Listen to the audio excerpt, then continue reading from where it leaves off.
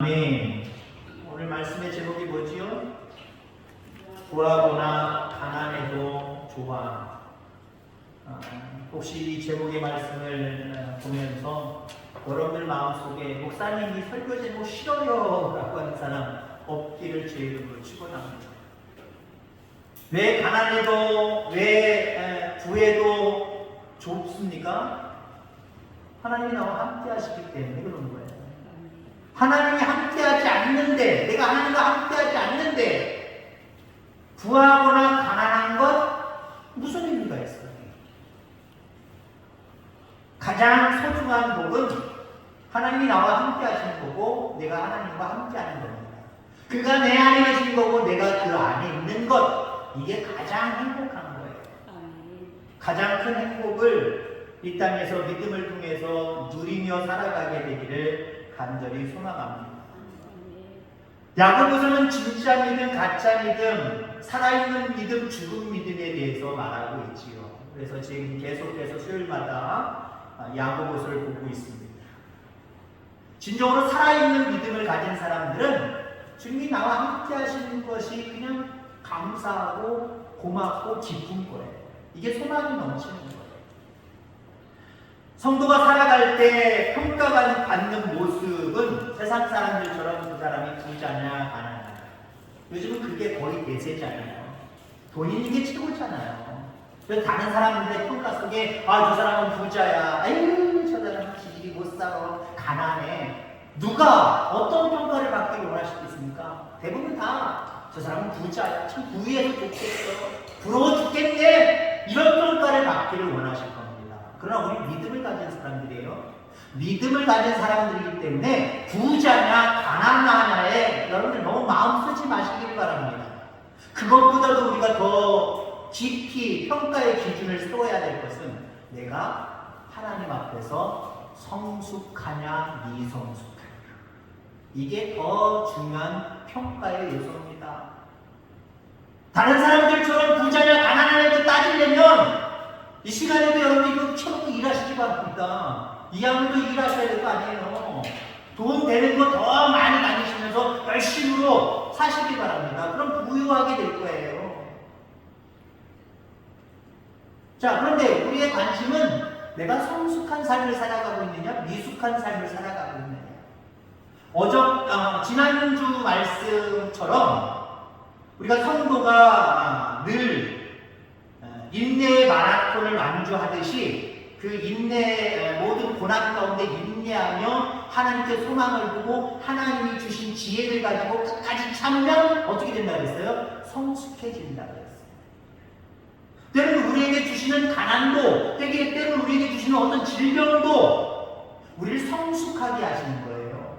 반대로 얘기하면 우리에게 부유함을 주시는 것도요, 우리에게 강건함을 주시는 것도요, 우리를 성숙하기 위한 거예요.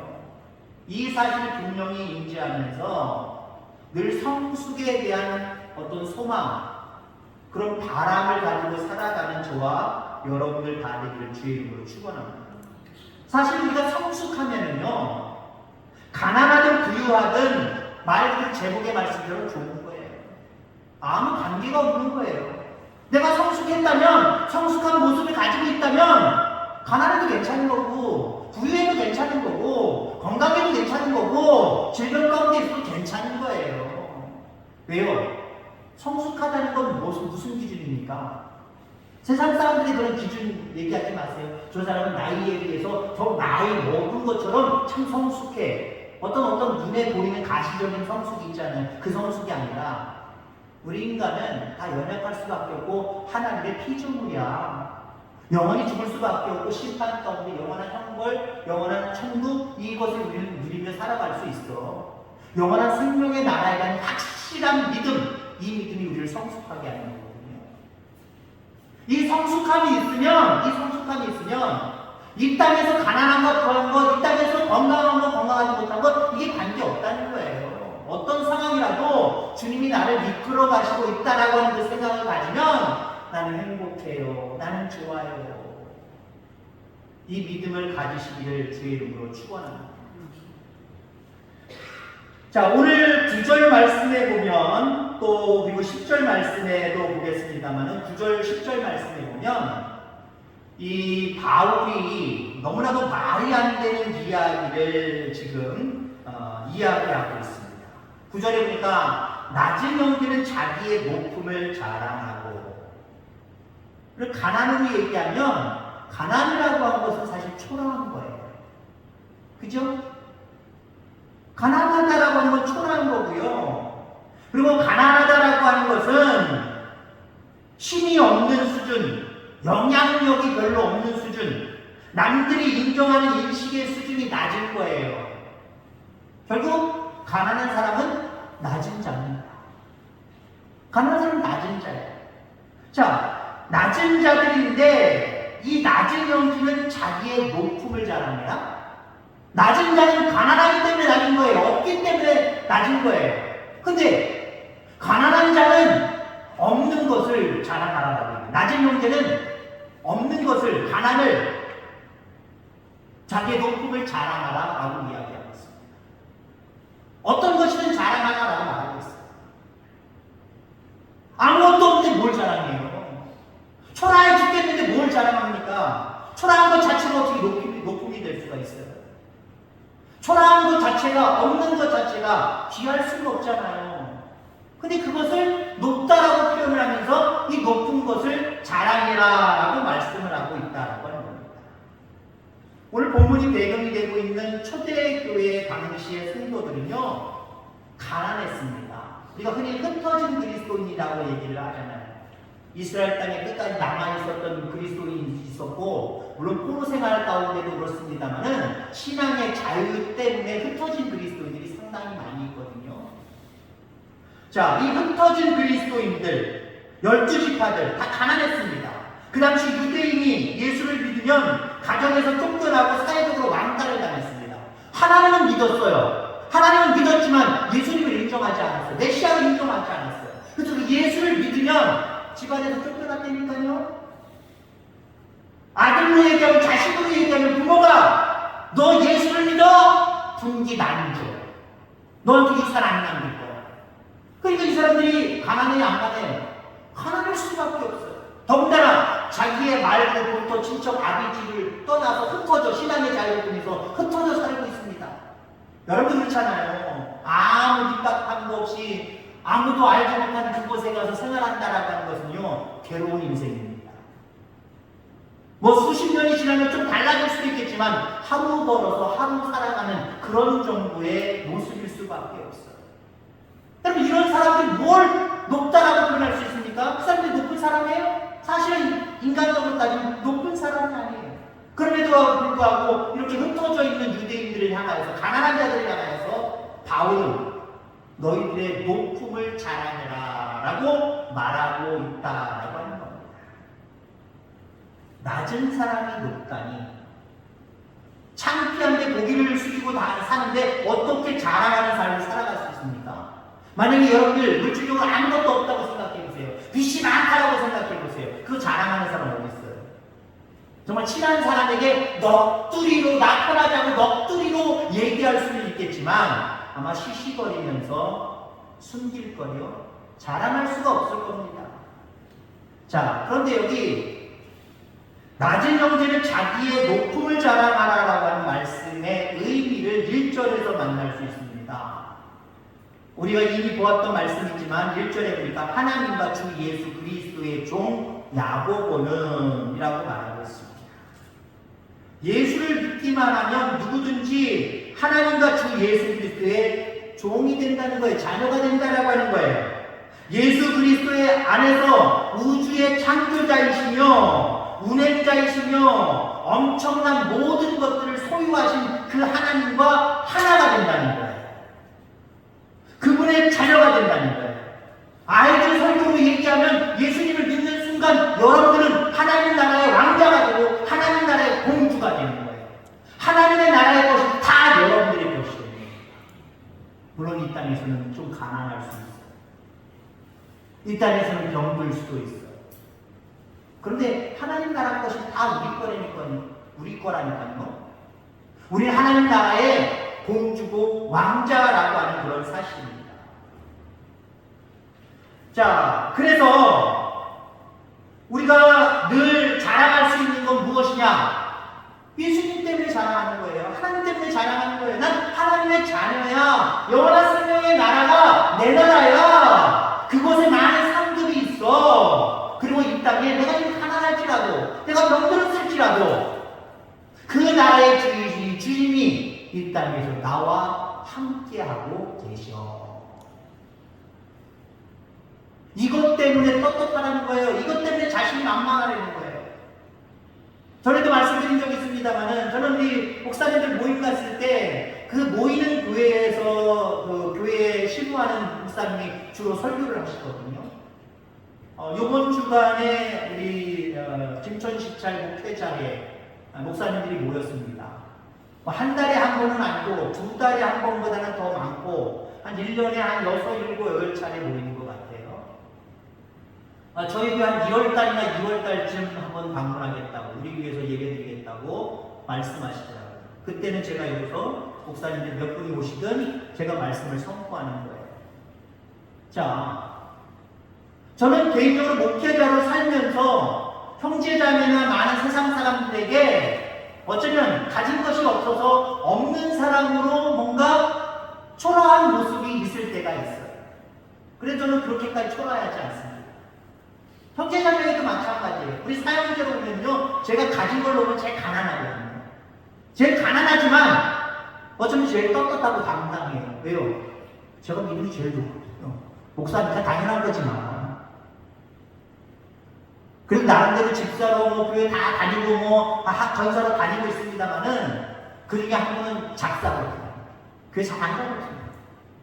간혹가다 생각나면 가거든요.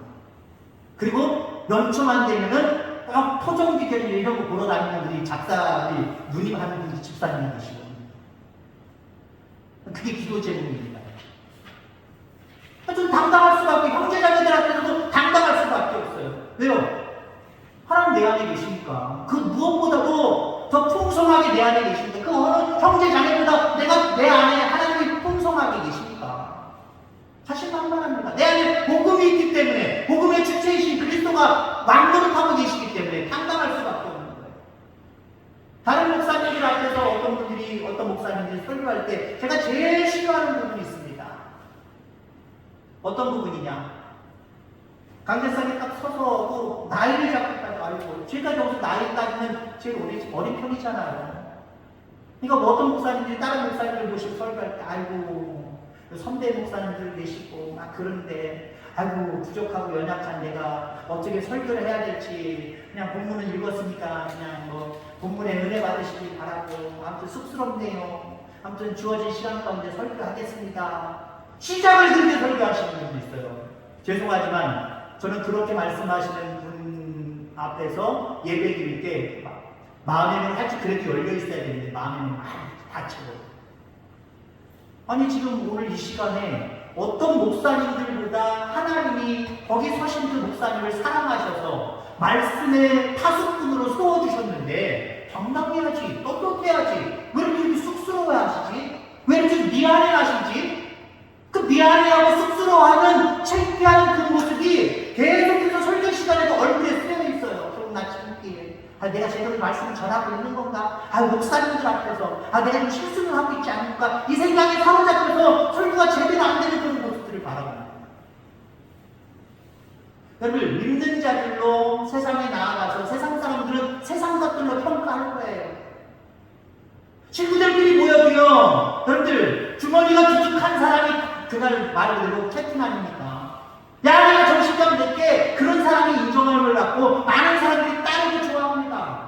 그렇지 못한 사람들은요, 쟤는 내 학대, 오늘도 왔는데 뭐 그 정도는 아니겠지만 없으면 없을수록, 정말 가난하면 가난할수록 많은 사람들에게 따돌림도 당하고 업신여김도 당합니다. 여러분, 어떠한 형편에 있든지 여러분 하나님의 자녀예요. 하나님의 귀한 작품들로 이 세상을 살아가고 있습니다. 당당하시길 바랍니다. 무엇 때문에? 그냥 나 혼자 당당해보자, 그 객기로 당당하다는 소리가 아니에요. 내 안에, 내 뒤에 든든한 주님이 버티고 계십니다. 그 복음 안에서 나는 하나님의 자녀이니까. 천국의 것들이 다 나의 것이니까. 그 모습 가운데 당당해하면서 내게 있는 것, 복음. 다른 사람들은 돈이 많고 건강이 많고 세상에 권력이 많은 건 아니지만 내 안에 있는 그 복음, 내 안에 있는 예수 그리스도 그것으로 자랑하면서 당당하게 떳떳하게 살아가는 저와 여러분들 다 되기를 주의 이름으로 축원합니다. 자, 10절 말씀에 이런 말씀이 있습니다. 부한 자는 자기의 낮아짐을 자랑하지. 부한 자가 낮은 자래요. 이것도 말이 안 되는 내용입니다. 부하면 권력, 재산, 지위, 명예, 남들이 인정해주는 여러 가지 수준들 이것이 높습니다. 그렇기 때문에 부한 자는 사실 높은 사람이에요. 친구들 사이에서도 부한 사람은 인정함을 받아요. 악세움을 당합니다. 부한 자는 높은 사람이에요. 자, 그런데 이 부한 사람이 어떻게 하라고요? 자신의 낮음을 자랑하라라고 말씀을 하고 있습니다. 왜 그래야 되느냐? 10절 후반절에 말하고 있지요. 이는 그가 풀의 꽃과 같이 지나갑니다. 지나가기 때문에. 올여름 얼마나 더웠습니까? 여기 많은 하초들이 있었습니다. 그 중에 깻잎, 씹지도 않은 깻잎들이 수북하게 있어서 그냥 보는 즐거움이 있었고, 간혹가다 따먹는 즐거움이 있었고, 그러면 간혹가다 물 주는 이런 즐거움도 있었어. 근데 우리 집사람이 다쳐서 병원에 한 뭐 일주일 이상, 거의 2주일 입원하는 동안 제가 물 주는 걸 깜빡했어요. 깜빡했더니 며칠 안 됐더니요, 그냥 다 말라 삐뚤어져서 죽었더라고요. 물론 죽지는 않았고 제가 살리려고 계속 그 다음부터는 물을 줬는데 시간이 벌써 늦었어요. 버스는 떠나갔어요. 살아나지 못하고 결국은 나중에 다 뽑아내고 한두 개 지금 겨우 푸름을 유지하기 위해서 그냥 뒀습니다만, 그래도 이제 그 들깨인가요? 뭐 들깨인가 좀 열려 있더라고요. 근데 저것도 못 있으면 어떻게 될까요? 다 떨어집니다. 다 말라비틀 죽습니다. 저것만 그럴까요? 우리 인간도 마찬가지. 우리 인간도요, 시간이 지나면 다 마르고 떨어지고 결국 죽게 되어 있다라고 하는 겁니다. 가지고 있으면 더 오래 삽니까? 가지고 있으면 더 오래 사냐고요? 안 그렇습니다. 인간의 생명은 잘 사느냐, 못 사느냐, 이게 관계없어요. 하나님 부르시면 누구든지 그냥 순서 없이 가야 됩니다. 다 지나간다라고 하는 거예요. 하나님의 시각으로 재물, 건강, 권력, 인생을 그래서 우리는 볼 줄 알아야 됩니다. 하나님의 시각이라는 게 뭐예요? 이거 다 지나갈 것들이야. 이렇게 바라보는 게 시각이에요.